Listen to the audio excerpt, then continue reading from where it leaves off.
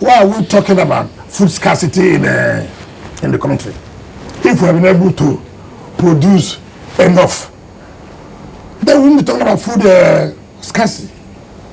So, but if we say, are we making plans for FCT to be able to be self-sufficient in terms of food production? Yes. But have we been able to do that? No. I mean, have we been able to say we have produced enough that can sustain everybody in FCT? That is no. So if we are not going to belabor this agri too much, can we just perhaps just look at this one as maybe to round it off? Are we targeting particular commodities, or is it just a general thing? Are we targeting particular commodities? We can probably, first of all, we have advantage of producing so many things. We have advantage that we can produce yam. We have advantage we can produce rice. We have advantage we can produce cashew. So it will take the ones you know that you'll be able to produce to the point that yes, you will be satisfied. You cannot say you want to involve. It's part of the problem we have. Take for example, when I went to Plateau.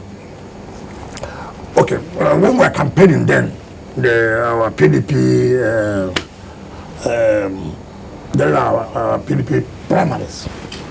So I went to Plateau to campaign. I think that was my first time of going to Plateau. So as we were landing, I said, look, this country is just a waste. Look at the weather conditions in Plateau, look at the land. So for me, I said, I will ask question. What is the advantage? What do they have as advantage to them than any other state? Take for example, because okay, in this region, I think you have advantage of producing rice. Take for example. In this region, I think you have advantage of producing cassava, for example, because of the type of land you have. My intention is, can we have land? Because land belongs to state government, does not belong to federal government. So Plateau, tomatoes, what do you call it? Carrots or this? Yeah. If we go, yes. Irish potato. If we go into this, that would be good. Not just planting, also processing. If Plateau gives us, for example, 20,000 hectares of land, I believe that the federal government should be able to, okay, we are going to bring so amount of money.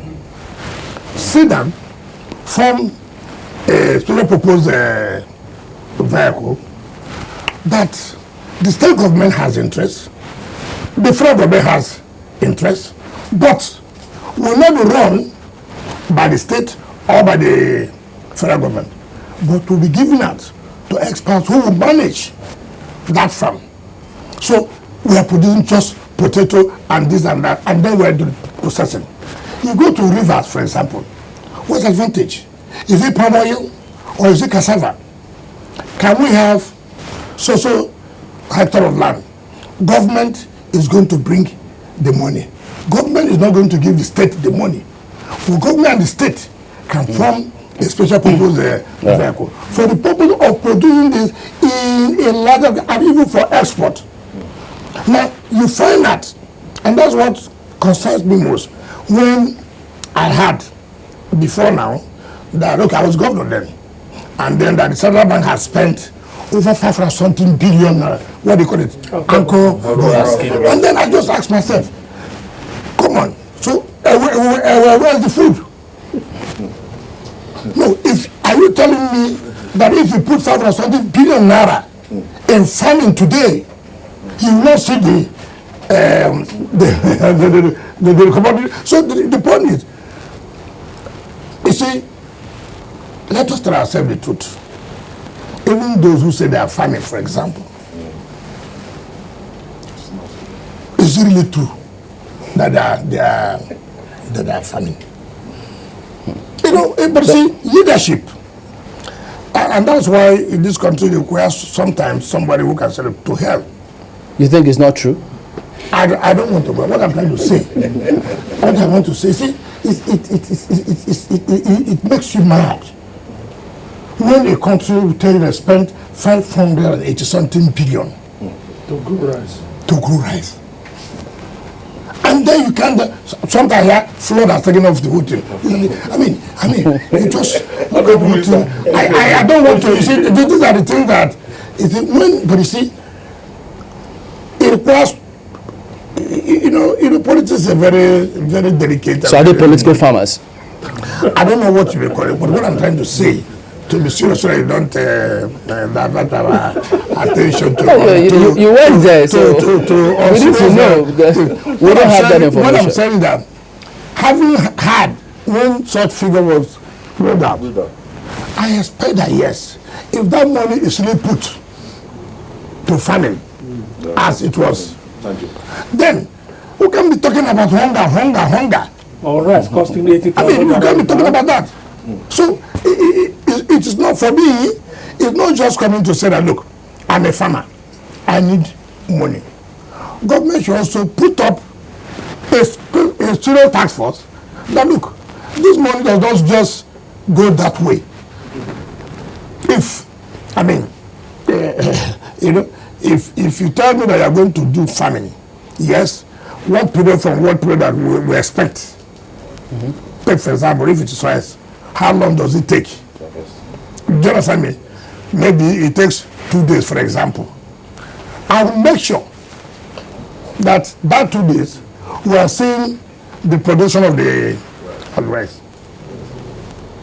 Because if not, you go in for it.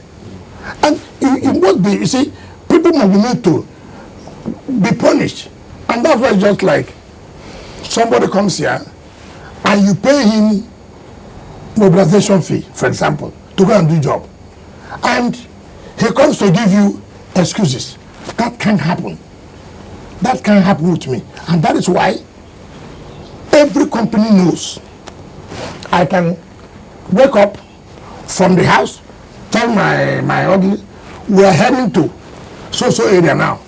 Tell the director of press, everybody, we are going to so place. I don't give the contractors notice. The moment you give them notice, they prepare. That's what they do. Yes. But when you come, you will know the reality. Yes, work is going on, work is not going on. Away from agriculture now, let me take you to transportation. And then transportation, I spent 6 months in Abuja, and I looked at the mass transit scheme that you've always talked about.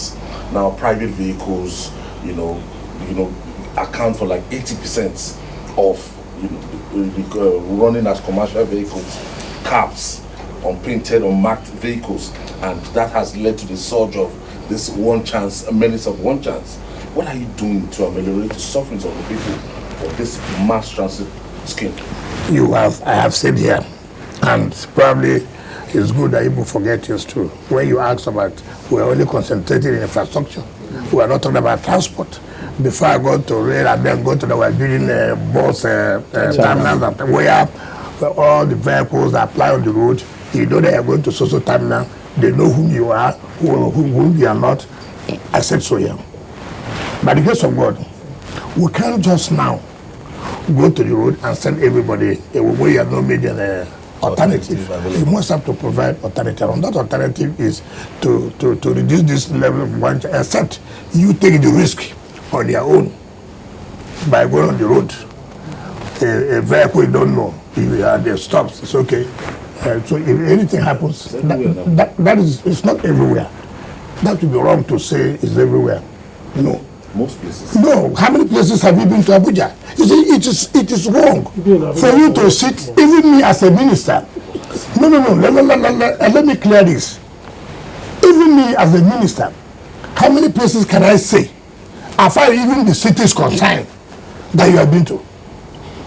I move around, but I cannot claim every street in the city that I know. It's not correct. So it will be wrong for you to say everywhere in Abuja. You sit one place or in your street, and then somebody tells you something, you now generalize that is the case. It is not. I'm not saying you don't have such a situation in some areas. Mind you, some of these crimes we'll talk about, if you look at the crime commission, you look at some areas, there are type of crime that takes place in so area.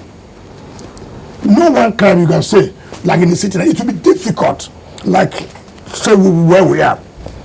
It will be difficult for armed robbers to operate here. You know that? It will be difficult. But it will be easier to operate outside. That's the point I'm trying to make. So you can't see the armed robbery to be rampant in the city. It cannot be possible.